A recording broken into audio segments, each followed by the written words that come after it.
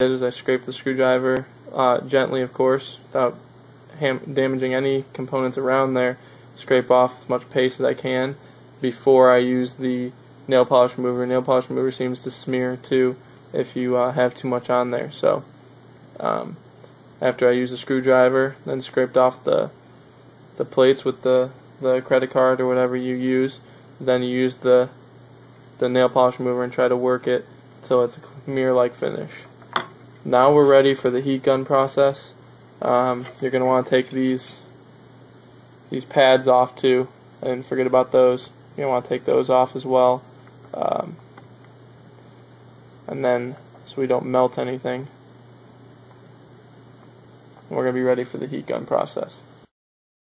Now what we're going to do here is we're going to use our heat gun, Wagner heat gun. We're going to have to do both settings. We're going to do the bottom of the board and the top of the board. I got an app on my phone, timer.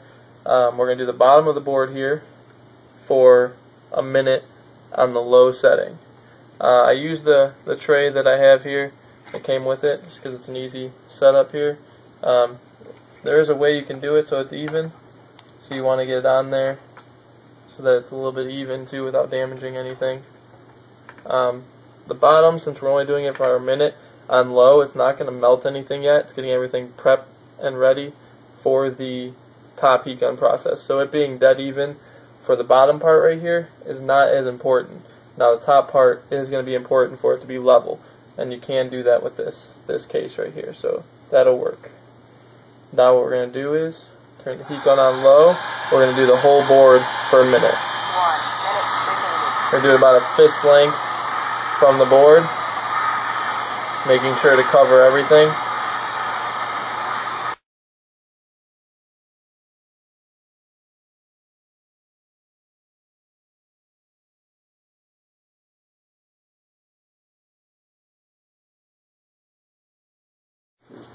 Now what we're going to do is flip the board over, make sure it's level as we can make it. We don't want to jar the board around at any point in time during this next process. We're going to do 4 minutes on high, only hitting the main areas. Right in this area for the first chip, second chip right here. You can do the ram as well, these 4, right here and right here. You do not want to do any of the capacitors. It can damage any other item. So make sure you are careful and you aim correctly with the heat gun.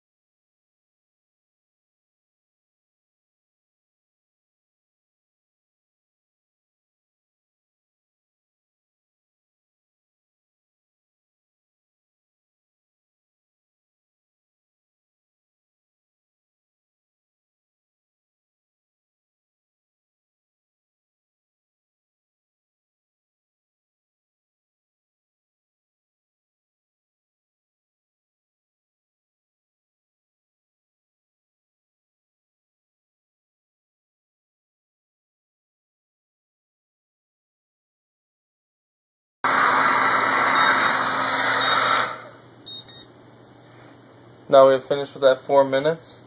Next we're going to go to clean off the heat sinks while this dries, or cools off. We do not want to jar this or move it at all during this process. The solder is melted under the GPU and CPU, and we do not want to disturb that as it cools and hardens, thus being the problem of the Xbox with the red ring. So for those of you that don't know, all we did was melt the solder underneath the CPU and GPU and make the joint a little bit stronger for next time. And the problem was it overheated in the first place, which is why that solder separated. So we just melted it back together right there, and we're letting it settle and cool down.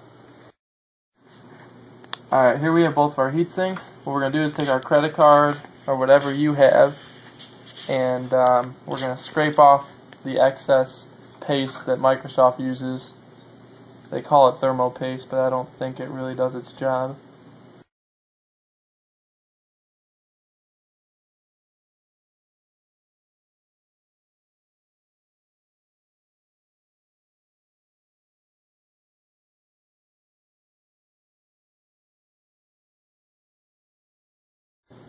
Same finish as this right here is what you're going to want right there.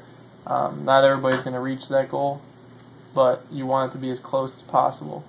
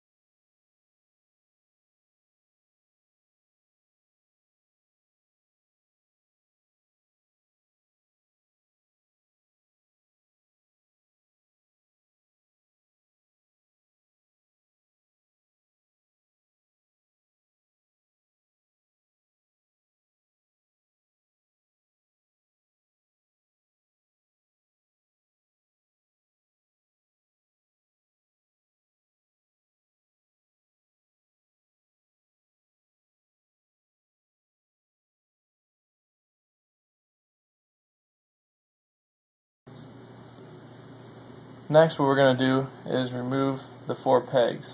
Now, I didn't mention this earlier, but we do need to let that Xbox 2 sit for at least 30 to 45 minutes, completely cool off, so we don't mess anything up with the cooling of the solder. Now, removing these, we are going to need a socket for your drill or wrench, which I did not mention earlier. Check here what size it is.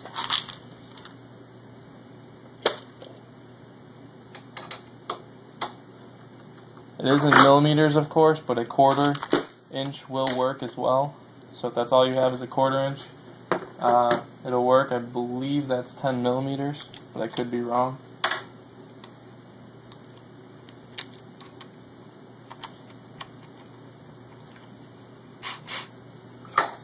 Now my drill's a little bit small for this.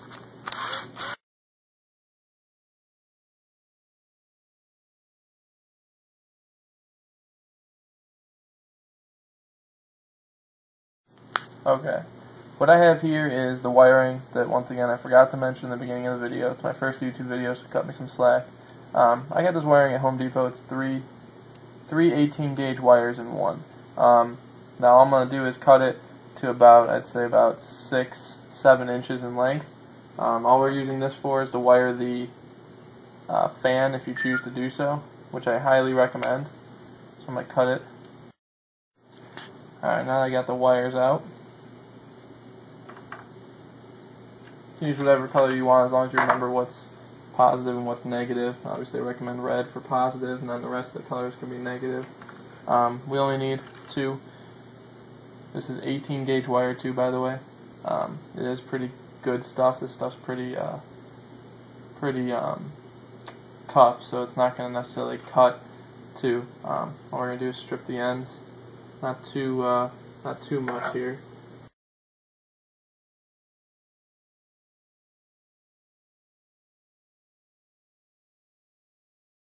Now I know a lot of people want you to do the other fan mod too for the back of the Xbox, the fans that come with it. Now that does work. That does work well, but it's extremely loud. So if you're somebody that doesn't want your Xbox making a lot of noise or whatnot, I wouldn't recommend doing that. If you want to do that option, I'll show you how later in the video. Obviously you're just going to need 2 more wires about this length, and you're going to wire them in to your fan.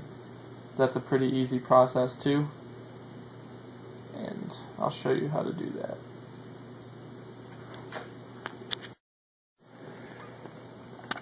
Now we're going to open the fan that we got. I believe I got this at, I want to say Best Buy. The blue LED fan. already has the resistors and everything in there, so you can wire it to 12 volts and be fine. It's kind of handy.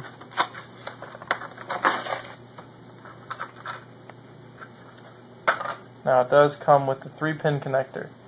I haven't tried plugging this into the Xbox. I don't know if it's the same positive or negative as the other fan. But what we're going to do is we're just going to end up cutting the end of this off. Get it as close as possible so we have a lot of wire to work with in case we make any mistakes. Cut the connector off. Now we're going to separate these 3 wires a little bit.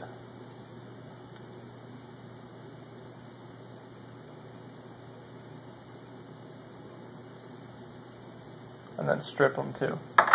I'm going to strip all 3 because I don't remember which one's positive and negative on this. It doesn't tell you.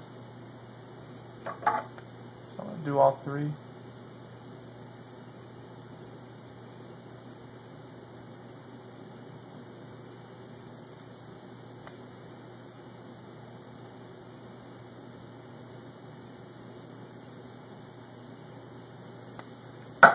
And I have a 9-volt battery I'm going to test and see which one lights it up, which means I got it on the first try. I don't recommend keeping it on there long, but this will at least light up the LEDs, tell us which one's positive and negative.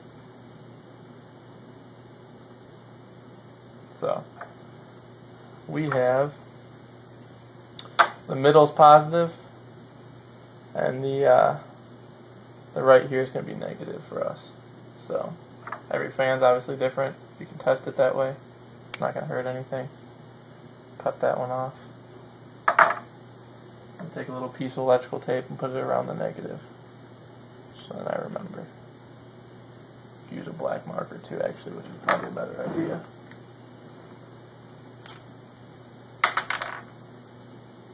Color it a little bit so I know which one's negative. That is easy to forget. Now what we can do on this end is you can peel it apart a little bit there. You don't necessarily have to worry about breaking it. If you need to get in there with scissors, you can, but just be careful you don't cut the wire. We're going to leave it like this so we know how much wire we need when we go to wire the fan in. Okay, now what we did was we lined up the fan in the front left of the Xbox. This is the top piece of the Xbox. Step 1, actually, we are going to, there is a couple tabs right here. There's little plastic pieces. If you take your Dremel and scrape these off, this metal plate will actually come right off. Do that real quick for you.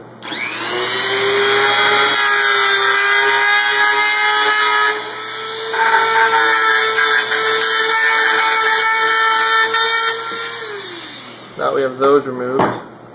This piece pops right up, comes right off. We don't need this anymore unless you want to use it for something. Step 2 now, we're going to be able to, we taped our fan down where we want it. Front left of the Xbox is where the heat sink is, and it's the best place to put it to get air to go into the front of the Xbox downward, and then let the back fan suck it out through the heat sinks. Take a small drill bit that fits in the holes.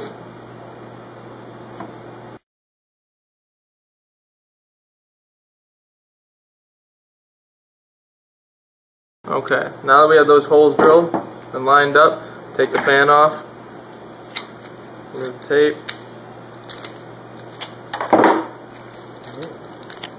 We're good to go. Now, we do have to make those holes a little bit bigger to fit the screws that come with the fan. Kind of scrape it off a little bit. Clean holes. 30 Xbox, clean holes. We got 3/16 is going to be our bigger size. The smaller size that we ended up using was 1/8 of an inch for this exact fan. For those of you that are going to do the same exact thing.